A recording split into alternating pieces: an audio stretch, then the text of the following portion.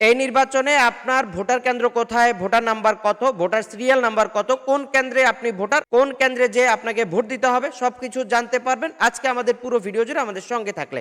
আমরা আজকে আপনাদেরকে দেখিয়ে দিব আপনারা ঘরে বসে কিভাবে আপনাদের হাতে থাকে স্মার্টফোন দিয়ে আপনি কোন কেন্দ্রে ভোটার, কিভাবে ভোটার এবং কত নম্বর সিরিয়ালের ভোটার সবকিছু কিভাবে বের করবেন সেটার আজকের পুরো প্রক্রিয়াটা আজকে আমরা দেখিয়ে দিব। সেজন্য আমাদের পুরো ভিডিও জুড়ে আমাদের সঙ্গে থাকতে হবে। আর আপনাদেরকে বলবো আপনারা যারা দেশে বা বিদেশে চাকরির জন্য দক্ষতা উন্নয়ন সার্টিফিকেটগুলো পূরণ করতে চান আমাদের স্ক্রিনে দেওয়া হোয়াটসঅ্যাপ নাম্বার অথবা ওয়েবসাইট ভিজিট করতে পারেন।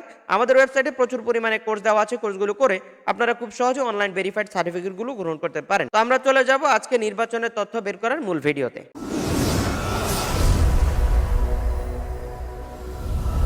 তো আমরা প্রথমে চলে যাব মোবাইলে স্ক্রিনে। মোবাইলে আসার পরে আপনাকে অ্যাপসটি ডাউনলোড করতে হবে। ইলেকশন কমিশনের যে স্মার্ট ইলেকশন কমিশন অ্যাপ, সেই অ্যাপসটা আপনাকে ডাউনলোড করতে হবে। সেজন্য আপনি কোথায় যাবেন? আপনি যাবেন আপনার মোবাইলের প্লে স্টোরে। মোবাইলের প্লে স্টোরে আসার পরে এখান থেকে আপনি সার্চ বক্সে লিখবেন আপনার স্মার্ট ইলেকশন ম্যানেজমেন্ট বিডি।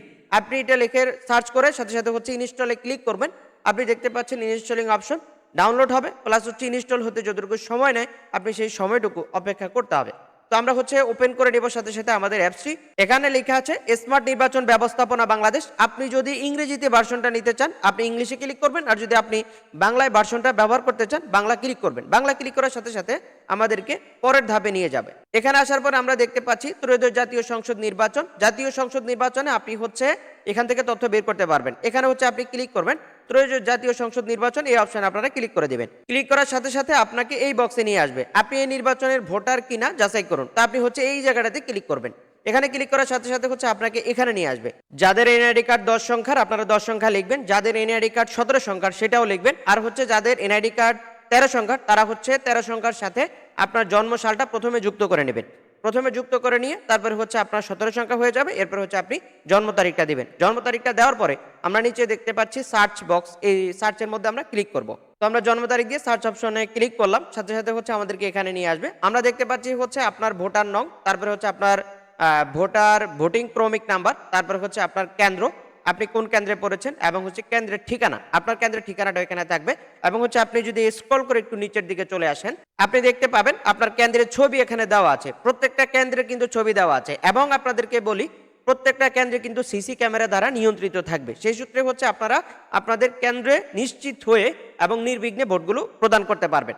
এবং আপনার কোন কোন প্রার্থী সেগুলো আপনি যদি একটু নিচের দিকে চলে আসেন, আপনি স্ক্রল করে নিচের দিকে চলে আসার সাথে সাথে আপনার ভোটের যে কেন্দ্রের এরিয়া যারা যারা ভোটার প্রার্থী রয়েছে তাদের ছবি সহ মার্কা সহ এখানে দেখা যাবে। আমরা যদি স্ক্রল করে নিচের দিকে চলে আসি আমরা দেখতে পাচ্ছি এখান থেকে সকল তথ্যগুলো দেখাবে, কে কে আপনার প্রার্থী রয়েছে প্রত্যেকটা প্রার্থীর ছবি নাম সহ দেখা যাবে। আপনি যদি এই নামের উপরে ক্লিক করেন সাথে সাথে প্রার্থীর ছবি সহ চলে আসবে। আপনারা প্রার্থীর ছবিও দেখতে পারবেন এখান থেকে। আপনারা এখান থেকে কি করবেন, যেই যাকে আপনি ভোট কেন্দ্রে ভোট দিতে চান আপনি তার নামের উপরে ক্লিক করবেন, সাথে সাথে আপনি দেখতে পাবেন প্রার্থীর নাম, প্রার্থীর প্রতীক সবকিছু কিন্তু এখানে চলে আসবে এবং প্রার্থীর অন্যান্য ডিটেলসে কিন্তু এখানে থাকবে।